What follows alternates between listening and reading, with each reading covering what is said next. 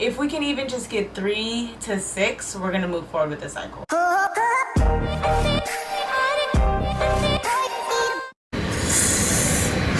Today's the day. Today's day 3 of my cycle. So I'm gonna go get blood work. It's real early in the morning. I'm real tired. And we're cold right now. So we'll see what this blood work is talking about. And then we're coming back home and taking a nap because we're tired. Yeah, way too late. So we're gonna go on our way there now, and we're excited. Can't you tell? We just got here to the doctor. Because of COVID, we have to have our mask on. We don't really know if they're gonna let us record inside, so I will just catch you guys when we come out. Y'all know what blood work's like. It's not anything exciting. So we'll catch y'all on the way out.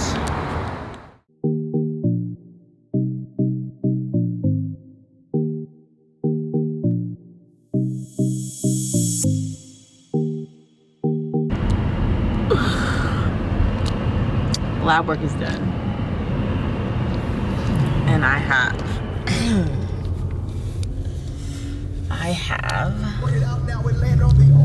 the sticker to prove it. I'm officially an IVF warrior. Don't hate, Jordan. Do not hate. We're gonna I'm gonna put this video like right when you said that. I'm gonna put that clip right in when you like are actually giving birth. It'll just be a little clip that says IVF warrior. There you go. Jordan be getting real frustrated with these doctors and nurses. He be giving everybody the side eye. Don't trust them. You're a black woman. He don't trust nobody. But it worked out. We was in there for about 20 minutes too long. Right. Like you come in with all the right paperwork, everything's right, and then can I get you? 4 people. I was the only person they asked for my doctor's phone number. Only one, and paperwork. Nobody else. Some of the other people didn't even bring paperwork. Because I think some of them is already like some of their doctors probably sent it straight to Quest. But whatever. Doesn't matter. Yeah, it doesn't matter. I'm glad it's done, and day 1 of labs is complete. Day 1 complete. Now nap time. Now we're going on taking a nap because we tired and we got to go to work today. That part. So much has happened in the last few weeks. I actually just got back from LA today. I went down to see my doctor, and I did not get the news that I was expecting. I went to my very first IVF appointment, like my official appointment. I went to get my first, I guess you would call it a baseline appointment, where they are trying to see just where my follicles are, what my uterus and ovaries and all those things look like. So my cycle day 1 was yesterday, and I called my doctor's office, and they basically told me to come in on today, which is cycle day 2. So I just drove out to Santa Monica because I was out in SoCal anyway, visiting my family. And I'm almost at the doctor's office right now. Jordan couldn't come with me because of COVID-19. They're not letting anybody inside the doctor's office if you're not a patient yourself. So I'm gonna be there all by myself. Hopefully we can get some recording and stuff done. We'll see. I will come back when I get out of my appointment. Just had my very first visit with Miss Wanda. It was really short. ultrasound really quick. I don't know how many follicles I got. I have to wait till later to hear from the doctor. So I'm gonna go get my blood work. They don't want me recording, so I'm gonna go. Later on that day, I end up talking to my doctor, and she basically tells me that it did not look good. That I had 0 to maybe 1 follicle. To help this make sense to some of the people who don't really know a whole bunch about IVF, your follicles are basically the house for your eggs. And in order for them to take eggs out of my body, they have to go inside the follicle to retrieve them. And every follicle may not have an egg. That's why the more follicles you have, it increases your chances of getting more eggs and then embryos and so on and so forth. Basically, you need follicles in order to do IVF. And the last time I spoke with her, she told me that we would be able to start IVF if I had anywhere between 10 to 15. And so I was hoping, like, Lord, please let me just have 10. But to get out of that appointment and hear that I had 0 to maybe 1, I really haven't even digested the fact that IVF may not be a possibility for me.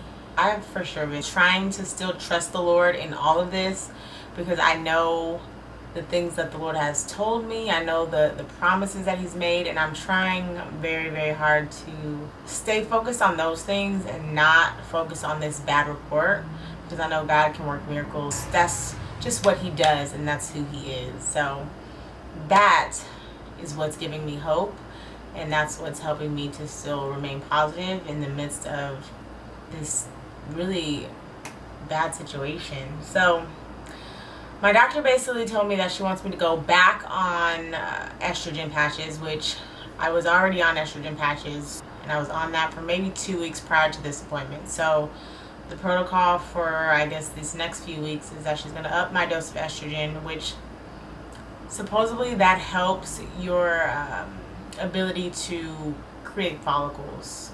Some science stuff that I can't really go into because I'm probably not going to say it correctly. But the hope is that at next appointment, I'll have anywhere from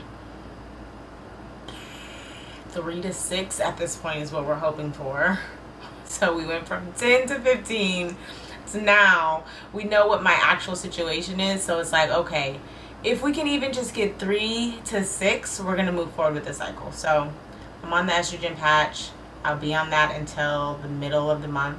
And then I'll go back to do another baseline appointment. So hopefully, I am praying that we see some different results. So yeah, this is where we're at. This is what we're working with. And with everything that's going on, I just have to trust God. And I do. So I'm going to go pick up my estrogen patches tomorrow. Start those. And I'm going to continue going to my acupuncture. And I'm going to see if she has any herbs or any natural remedies that she can suggest that can possibly help with your follicles. That's where I'm at. Jordan has been super, super supportive and just really keeping a positive mindset and really just trying to encourage me through all of this. I'm really trying my best to not be like Debbie Downer and just wallow in like self-pity and all these things. He has been such a great support system for me during even just these beginning stages, and I'm so grateful, and that's why I love him so much. But I wish this video was like a lot more happy and positive, and I wish I had better news to report, but right now I don't, and I'm just learning that this is part of IVF. There's going to be ups, there's going to be downs, highs and lows, and so many things are going to happen that are unexpected, and you're just going to continue learning things about your body that you never knew. I just got to take it as it comes. I would have never thought in a million years that I was going to go in there and they were going to tell me you got no follicles. I would have never ever thought that. Yeah, talk about a gut punch. That's what that was. But Jesus is my sustainer. I mean, that's all I can keep going back to. He's the only reason why I'm not like losing my mind and why I still have hope. I hope that my next appointment in the middle of the month goes well, and I will keep you folks posted.